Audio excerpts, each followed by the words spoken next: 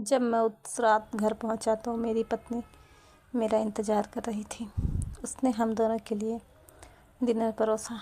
मैंने उसका हाथ पकड़कर कहा, मुझे तुमसे कुछ बात कहना है, पर नीचे बैठ गई और खामोशी के साथ मेरी तरफ देखने लगी। मैंने उसकी आंखों में एक अजीब सा दर्द महसूस किया। मैं कश्मकश में था।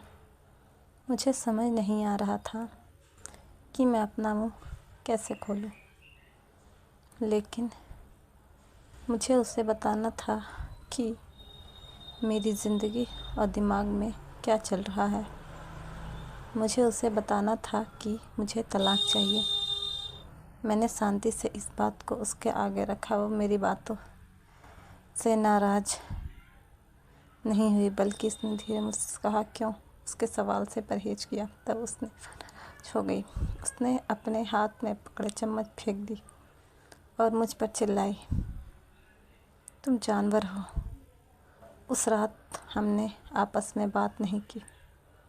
वह पूरी रात रोती रही। मुझे पता था कि वह जानना चाहती कि हमारी शादीशुदा जीवन को क्या हुआ था, लेकिन मैं शायद उसे कोई संतोषजनक उत्तर दे पाता। मैं उसे कैसे बताता कि जिस दिल में पहले उसका घर था, उस पर अब रीना का राज है। मैं अब उससे प्यार नहीं करता था, मुझे बस उस पर दया आती थी। अपराध बोध की गहरी भावना के साथ मैंने एक तलाक के समझौते का पेपर तैयार किया, जिसमें कहा गया था कि वह हमारा घर, हमारी कार, मेरी कंपनी की 30% हिस्सेदारी की मालकिन होगी। जब उसको मैंने वो पेपर दिए तो उसने पल भर उस पर नज़र डाली और फिर उसके टुकड़े टुकड़े कर दिए। जिस स्त्री ने अपने जीवन के 10 वर्ष मेरे साथ बिताए थे, वह अब अजनबी सी लगने लगी थी। मुझे उसके टाइम, संसाधनों और ऊर्जा जो उसने मुझ पर खर्च किया, उसके लिए खेद हुआ। लेकिन मैंने जो कहा था, मैं उसे वापस नहीं ले जा सकता था, क्योंकि मैं रीना से बहुत प्यार करता था। मेरे लिए उसका रोना वास्तव में एक तरह की रिहाई जैसा था।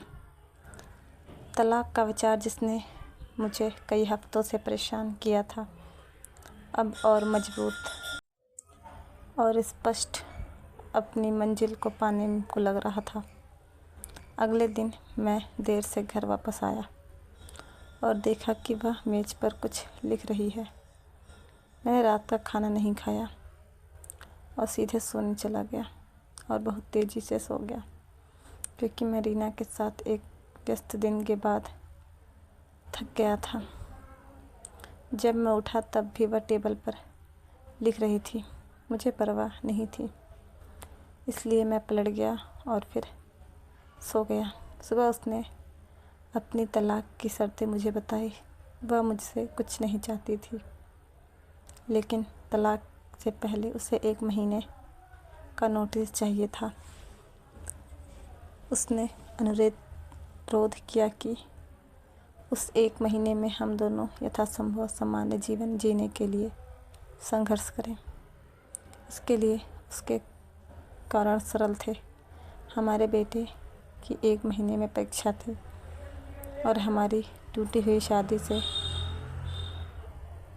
उसे मेंटली डिस्टर्ब नहीं करना चाहती थी। यह तो मुझे भी मंजूर था। बेटे तो हम दोनों का था, लेकिन उसके पास एक और शर्त थी। उसने मुझे याद करने के लिए कहा कि कैसे मैं उसे अपनी शादी के दिन दुल्हन के कमरे में ले गया था। उसने रिक्वेस्ट किया कि इस 1 महीने तक मैं हर दिन से अपने बेडरूम से सामने के दरवाजे तक ले आऊं। मुझे लगा कि वह पागल हो रही है, लेकिन हमारे साथ में बिताने वाले अंतिम दिनों को सहन किया जा सके और कोई ड्रामा क्रिएट ना हो, इसलिए मैंने उसका अजीब अनुरोध स्वीकार कर लिया। मैंने रीना को अपनी पति की तलाक की शर्तों के बारे में बताया। वह जोर से हंसने लगी। उसे लगा यह सच में पागलपन है। कोई फ़र्क नहीं पड़ता कि वह कौन सी चालें चलती है, उसे तलाक का सामना करना ही पड़ेगा। उसने तिरस्कारपूर्वक कहा। अगले दिन से 1 महीने का नोटिस पीरियड शुरू हो गया। मैंने तलाक के इरादे को स्पष्ट रूप से व्यक्त किए जाने से पहले ही मेरी पत्नी और मेरे बीच कोई शारीरिक संपर्क नहीं रह गया था। इसलिए जब मैंने उसे पहले दिन गोद में उठाया तो हम दोनों को अजीब लगा। हमारे बेटे ने हमारे पीछे ताली बजाई। डैडी ने मम्मी को गोद में लिया। उसके शब्दों ने मुझ में एक दर्द की भावना जगाई। शयन कक्ष से बैठक कक्ष तक, फिर दरवाजे तक। मैं उसे गोद में लेकर 10 मीटर से अधिक चला। उसने आंखें बंद की और धीरे से कहा, हमारे बेटे को तलाक के बारे में मत बताना। मैंने सिर हिलाया। कुछ परेशानी महसूस कर रहा था। मैंने उसे दरवाजे के बाहर नीचे उतार दिया। वह काम पर जाने के लिए बस प्रतीक्षा करने लगी। मैं ऑफिस के लिए अकेला चला गया। दूसरे दिन हम दोनों ने काफ़ी आसानी से एक्टिंग कर ली। वह मेरे सीने पर झुक गई। मैं उसके ब्लाउज की खुशबू सूंघ सकता था। मुझे एहसास हुआ कि मैंने यह एहसास हुआ जब अब वह जवान नहीं रही। उसके चेहरे पर कम सही लेकिन झुर्रियाँ आ गई थीं। उसके बाल सफ़ेद हो गए थे। हमारी शादी से उस पर बुरा असर पड़ा है। 1 मिनट के लिए मैंने सोचा कि मैंने उसके साथ क्या कर दिया। चौथे दिन जब मैंने उसे उठाया तो उसे आत्मीयता की वापसी का आभास हुआ। अरे, यह वही महिला है जिसने मुझे अपनी ज़िंदगी के 10 अमूल्य साल दिए। 5वें और 6ठे दिन मैंने महसूस किया कि हमारे बीच एकरूपता की भावना फिर से बढ़ रही है। मैंने टीना को इस बारे में नहीं बताया। जैसे जैसे दिन बीतते गए मेरे लिए उसे उठाना आसान होता गया। मैंने सोचा शायद प्रतिदिन की ये कसरत ने मुझे मजबूत बना दिया है। एक सुबह वह सोच रही थी कि क्या पहने।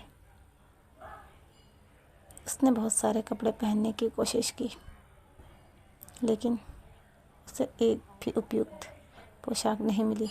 फिर उसने गहरी सांस ली। वो बोली, मेरे सभी कपड़े बड़े हो गए हैं।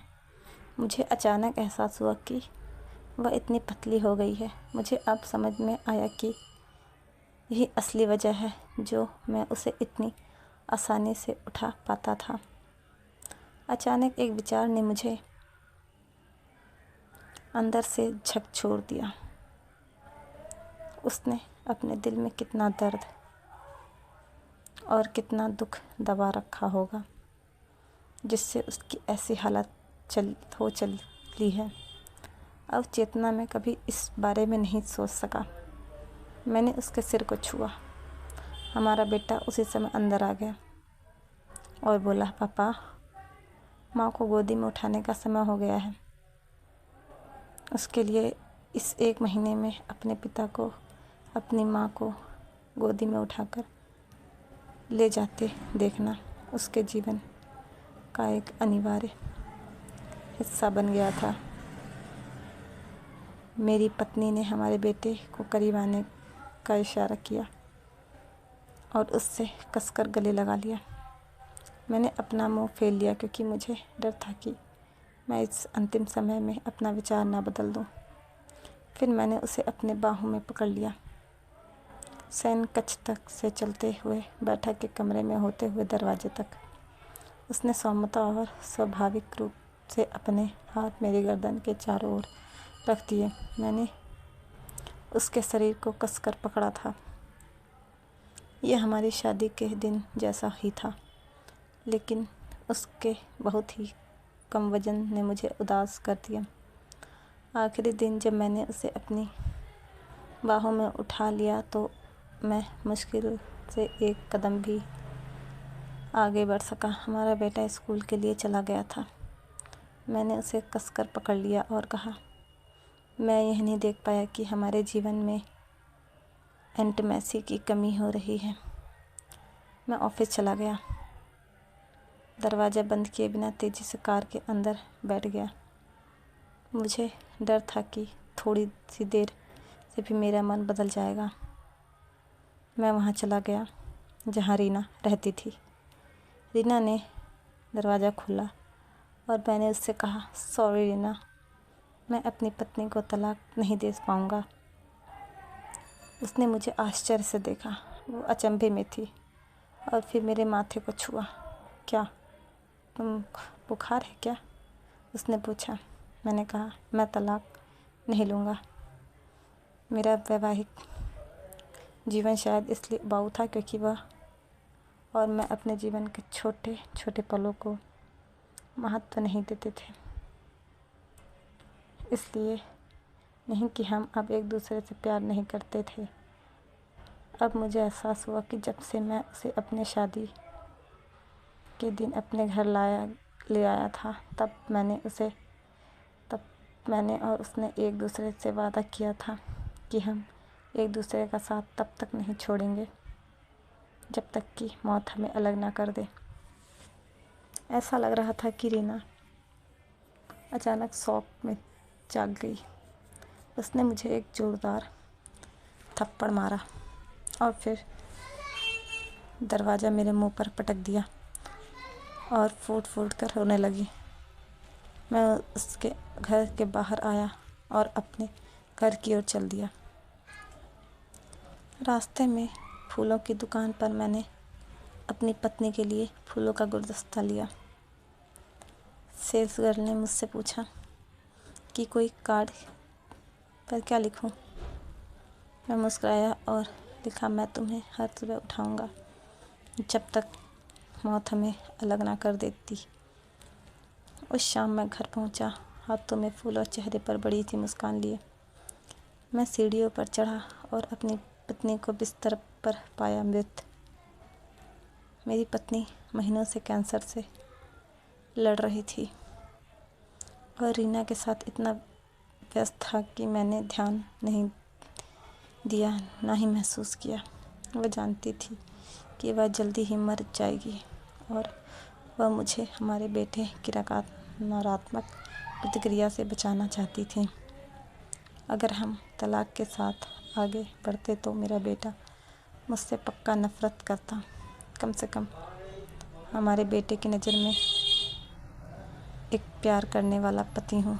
मैंने तो नहीं, लेकिन मेरी पत्नी ने अपना वादा आखिरी दम तक पूरी तरह से निभाया।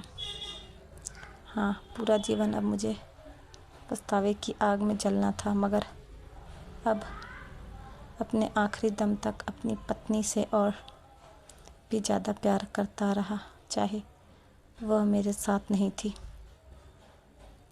आपके जीवन के छोटे छोटे पल ही एक रिश्ते में वास्तव में मायने रखते हैं।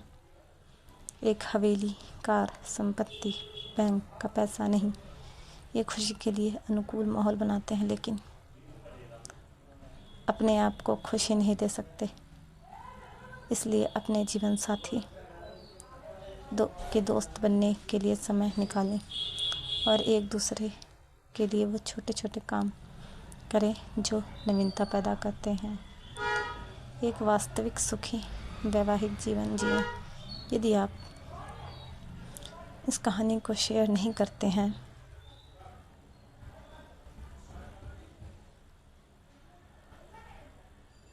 तो फ़र्क नहीं पड़ेगा। अगर आप ऐसा करते हैं तो आप शायद एक शादी को टूटने से बचा सकते हैं। जीवन में कई बार ऐसे असफल होते हैं जिन्हें इस बात का एहसास नहीं होता कि वे सफलता के कितने करीब थे। जब उन्होंने हार मान ली